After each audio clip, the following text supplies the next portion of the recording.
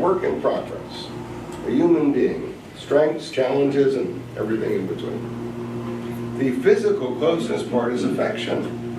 It's not sex. You can add sex to affection like you can add dessert to dinner, but it's affection. It's the human need for touch, for closeness.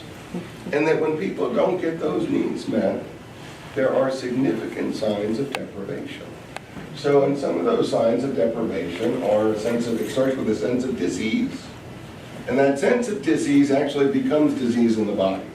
What begins as just a discomfort, a knot in our stomach, feelings of anxiety or things that go with that, actually turns into disease.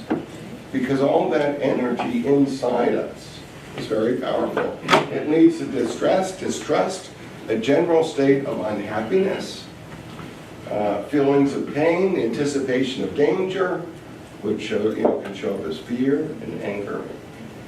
And that while we spend a lot of time treating the symptoms of that and seeing the symptoms of that, what underlies it is not getting our basic needs met. When we are able to get our needs met, when we can create a life where we can get our basic needs met, air, food, water, shelter, bonding, we can take life on with a sense of ease, with eustress, the runner's high, last push that enables you to get through those challenges, that shot of adrenaline. We have trust, happiness, the anticipation of pleasure, which is what gives rise to feelings of love. And I said yes.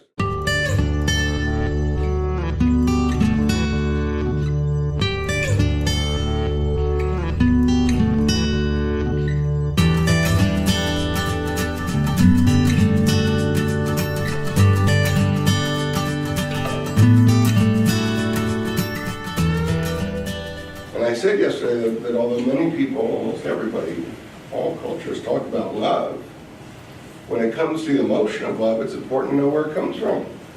That the emotion of love, the feeling of love, comes from the anticipation of pleasure.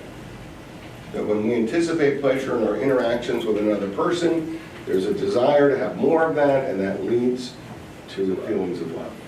And if instead of anticipating pleasure in our interactions, we anticipate pain, the relationship may be there, commitment may be there, the contract may be there, but feelings of love are not likely to be there.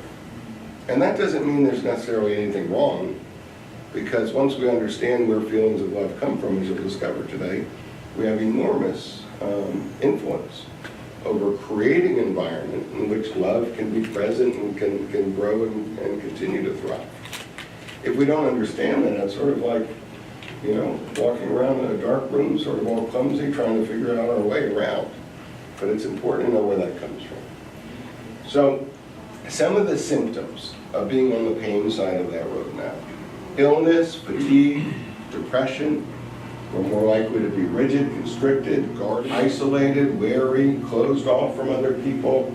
And it's where we found in our work, and many others too, that the whole range of what people consider antisocial behaviors comes from. Because people don't like to be in pain. Nobody likes to be in pain.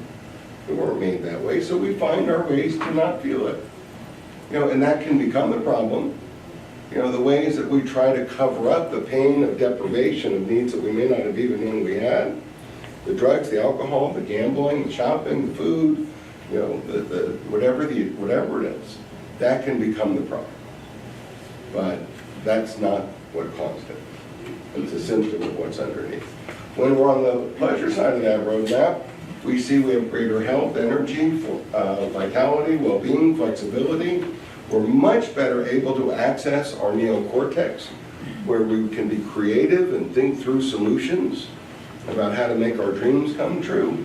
We're more likely to be open, to share with other people, to trust people, to be responsible for ourselves, not from a place of expecting that we're not human, or that we always get everything right, but from knowing it's totally fine to be human beings. And not only is there nothing wrong with being a work in progress, it's a great place to be. And from that place, we can have real intimacy. When we can really allow another person to see us, and we can accept us for who we are, we can accept other people for who they are. But if we're walking around beating ourselves up for whatever reason, then we're probably beating other people up too, at least internally. So the goal of the work we do is, if we're on the pain side of that roadmap, how do we get to the other side? Because life is too precious to be there. And if we're on the pleasure side, how can we give ourselves the very best chance to spend as much of our lives there as possible? Because that is the place from where dreams become true. Does that make sense? Because that's the key concept that underlines what we're doing. And again, as I mentioned yesterday, concepts are just concepts. They're great, interesting to understand, but the big question is, what do you do? And 90% of today is about what you do. But I wanted to make sure everyone understands the goal of what we do. And that's the goal of what we do. Any questions?